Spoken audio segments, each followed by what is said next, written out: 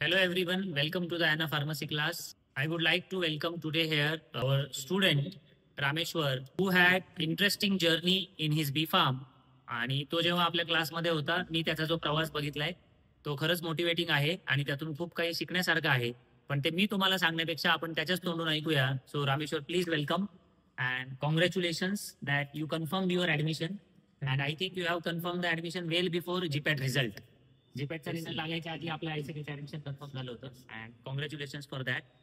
खूप आनंदाची गोष्ट आहे. पण याच्यापेक्षा महत्वाचं आपली जी जर्नी झाली एका वर्षाची ती आपण एक शॉर्ट मध्ये मुलांसोबत शेअर करायला पाहिजे. So you please share. मी तुला क्वेश्चन विचारतो. ओके, सगळ्यात आधी तर तुझ्याबद्दल सांग. आणि तुझं गाव, तुझं प्राथमिक शिक्षण, माध्यमिक शिक्षण आणि मग तू बी फार्म पर्यंत कसा आला. Right, I think you have done diploma and after diploma you have done B pharmacy and तिथून मग अॅना फार्मसी क्लास पर्यंतचा प्रवास सांग. त्याच्या पुढे मग मी तुला नंतर विचारतो. So you talk to the people. So first of all my name is Rameshwar Khushal Chole. मराठवाड्याचा एका दुर्मिळ भागातून येतो, जे की हिंगोली जिल्हा आणि सेनगाव तालुका येथून येतो. माझं प्राथमिक शिक्षण हे पूर्णपणे जिल्हा परिषद या मराठी मीडियम शाळेमध्ये झालं. 7वी पर्यंत मी गावातल्याच प्राथमिक शाळेत, जिल्हा परिषदच्या शाळेत होतो. त्यानंतर मी 9वी आणि 10वीला इथे नाशिकमध्ये काकांकडे आलो. त्यानंतर त्यानंतर मला खरी म्हणजे नाशिकला आल्याच्या नंतर अभ्यासाची खरी सवय लागली आणि त्यानंतर मी माझं 10वी मध्ये चांगले चांगले मार्क्स आणि हे मिळाल्यानंतर मला 11वी-12वीला सायन्सला ऍडमिशन मिळालं KSKW कॉलेजला. तेव्हा तर म्हणजे खूप भयंकर परिस्थिती होती. मी 10वी पर्यंत पूर्ण मराठी मीडियम मध्ये शिकलो होतो. मला इंग्लिश वगैरे तेव्हा काहीच येत नव्हती, जमत पण नव्हती. मी खूप म्हणजे पॅनिक झालो होतो की सायन्सला ऍडमिशन घेतलं होतं, इंग्लिश वगैरे काही समजायचे नाही. त्यामुळे त्याचा मला खूप त्रास झाला थोडे दिवस. पण मग नंतर मी त्यामध्ये खूप इम्प्रूव्ह केलं आणि 12वीमध्ये चांगला अभ्यास केला आणि MIT Bhujbal knowledge city Nashik या ठिकाणी माझा डिप्लोमा इन फार्मसी इथे नंबर लागला.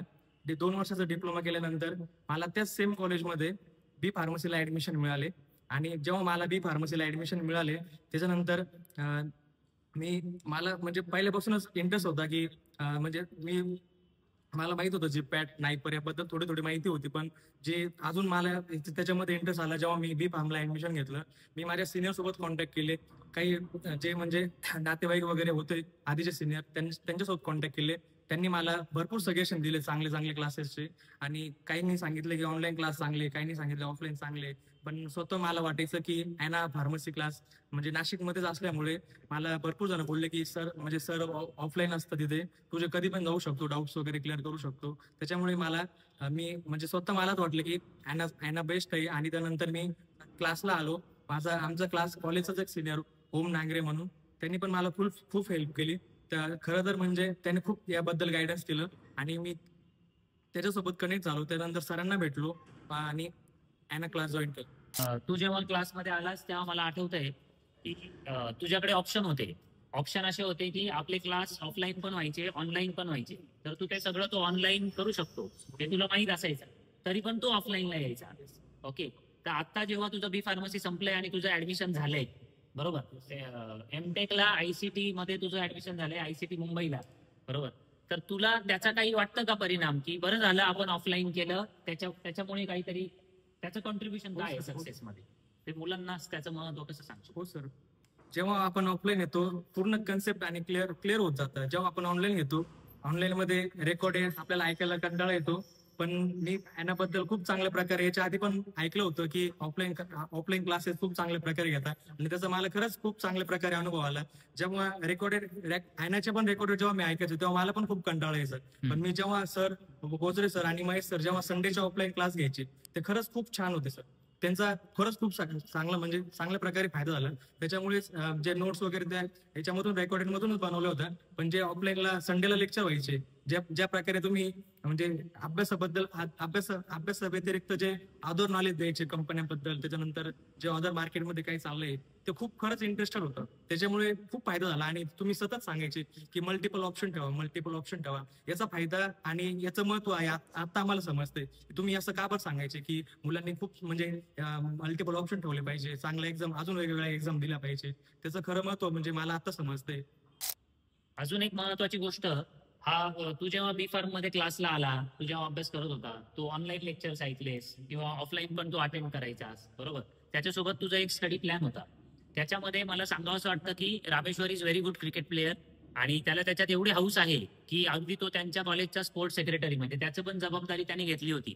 सो एक्स्ट्रा करिक्युलर करून सुद्धा आपल्याला अभ्यास करता येतो आणि नॅशनल लेवलच्या एक्झाम मध्ये चांगलं सक्सेस मिळवता येतं.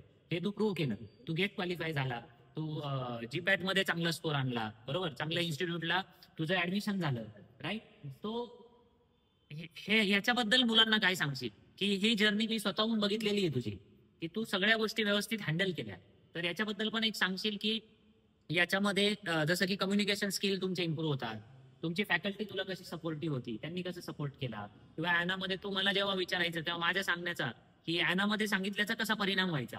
तू मला आठवतं विचारलं होतं एकदा रात्री की सर ते मी आता स्पोर्ट्सची जबाबदारी घेतोय आणि मी तुला असं सजेस्ट केलं होतं की तू घे बिंदास आणि ते तेवढ्या पुरतं तेवढं पूर्ण कर, आणि ती रिस्पॉन्सिबिलिटी झाली की परत जोरात अभ्यास चालू कर, बरोबर? तर त्याचा कसा फायदा होतो असं सांग मुलांना. खरं तर मला सर पहिल्यापासूनच इंटरेस्ट आहे एक्स्ट्रा करिक्युलर मध्ये. मी पहिल्यापासून जेव्हा म्हणजे पहिल्यापासूनच मला कॉलेजमध्ये शाळेमध्ये पण खूप इंटरेस्ट आहे एक्स्ट्रा करिक्युलर सगळ्या गोष्टी मी आतापर्यंत, आणि त्याचबरोबर अभ्यास पण करत आलेलो आहे. मला चांगली ऑपॉर्च्युनिटी भेटली होती की एमएटी कॉलेजला ऍज अ स्पोर्ट्स हेड म्हणून मी प्रेझेंट केलं. ही माझ्यासाठी खूप मोठी ऑपॉर्च्युनिटी होती, आणि याच्यामधून मी पॉझिटिव्ह थिंकिंग अशी घेतली की याच्यामधून मला स्वतःला म्हणजे माझी पर्सनॅलिटी डेव्हलप करायची होती. याच्या आधी म्हणजे मी एकदम अशा बॅकग्राऊंड मधून आलो होतो, एकदम दुर्मिळ भागातून आलो होतो. त्याच्यामुळे मला इथे इथे एक्सप्लोर करण्याचं जे म्हणतो ना आपण की स्टँडर्ड मुले वगैरे त्यांना एक लिडरशिप आपण कसे इम्प्रूव्ह करतो ते स्किल मला शिकायचं होतं. त्याच्यामुळे मी कॉलेजमध्ये स्पोर्ट्स हेड म्हणून काम केलं. आणि त्यानंतर तुम्ही जसं बोलले की जे तेवढ्या पुरतं मी तेवढंच केलं. कॉलेजमध्ये जेवढा वेळ कॉलेजमध्ये थांबायचं त्याच्यानंतर फक्त घरी आलो की कंटिन्यू अभ्यासच करायचो. आणि हे मी याच्या आधी पण भरपूर वेळेस केले, शाळेमध्ये कॉलेजमध्ये पण. आणि याच्यामध्ये खरंच फायदा होतो खूप. जे आपल्याला आयुष्य खरंच एन्जॉय करायचं असेल तर दोन्ही गोष्टी आल्या पाहिजे. तर कॉलेज पण करता आलं पाहिजे आणि एन्जॉय पण करता आलं पाहिजे. कारण जितका इम्पॉर्टंट आपल्यासाठी अभ्यास आहे तितकंच आपली लाईफ एन्जॉय करणं ते पण खूप महत्वाचं आहे. त्याच्यामुळे मी म्हणजे माझं असं म्हणजे पहिल्यापासून असं होतं की जरी स्कोर थोडाफार जरी रँकिंग वगैरे नाही चांगली, फक्त माझा मोटिव्ह पहिल्यापासून हाच राहिलाय की मला चांगल्या ठिकाणी ऍडमिशन भेटलं, हेच महत्वाचं आहे. आणि त्याचबरोबर मी एन्जॉय पण केला, हे पण खूप महत्वाचं आहे. आणि तू नाशिक मध्ये आला तेव्हा तू काकांकडे राहिला, बरोबर?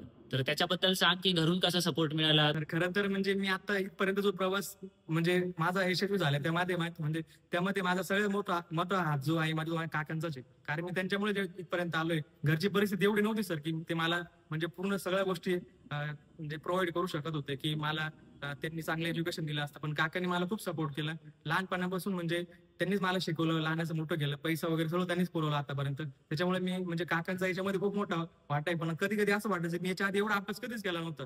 मग घरच्यांना पण असं वाटायचं की हा नेमका अभ्यास करायला जातोय की कुठे दुसरीकडे जातोय. त्याच्यामुळे मला घरचे नेहमी प्रश्न विचारायचे की तू नेमकं एवढा अभ्यास तर तू कधीच केला नाही, एवढा अभ्यास कोणीच करत नाही, तू कसं काय एवढा अभ्यास करतोय. आणि कारण माझ्या घरचं पण बॅकग्राऊंड तसं आहे सर. माझ्या घरी फक्त मी आतापर्यंत म्हणजे ग्रॅज्युएट झालोय आणि आता पोस्ट ग्रॅज्युएशनला ऍडमिशन घेतलंय. याच्या आधी माझ्या म्हणजे घरी अशी हे नव्हती की माझे पप्पा पण जास्त शिकलेले नाही, काका पण जास्त शिकलेले नाही. त्याच्यामुळे माझं बॅकग्राऊंड घरचं फॅमिली बॅकग्राऊंड पण एवढं एज्युकेटेड नाही.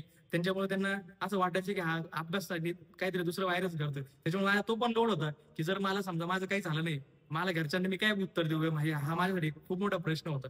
पण मग आता जेव्हा एक्झाम क्वालिफाय होत गेलो, मग पण मला एक स्वतःवर विश्वास होता की मी एवढा मेहनत करतोय, 100% माझ्यासोबत काहीतरी एक चांगलं होणारच आहे. आणि मी त्याच्यामुळे घरचे जेव्हा मला विचारायचे मी त्यांना फक्त एकच सांगायचो, रिझल्ट आला तुम्हाला समजेल.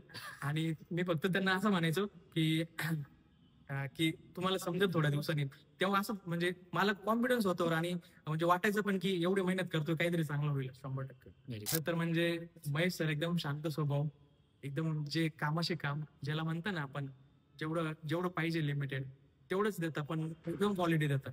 त्यांच्यामध्ये त्यांचे जे लाईव्ह लेक्चर आहेत ते ज्यांनी केले ना त्यांना समजतं की म्हणजे आधी असं वाटायचं की जे रेकॉर्डेड लेक्चर मध्ये महेश सर खूप बोर करतात. सगळ्या जणांचा पॉईंट ऑफ व्ह्यू तोच होता की महेश सर खूप बोर करतात, काही एवढं हे करत नाही. पण ते खरंच जे बोर नाही, त्यांचे ज्यांना समजतं ना ते खरंच इंटरेस्टेड शिकवतात.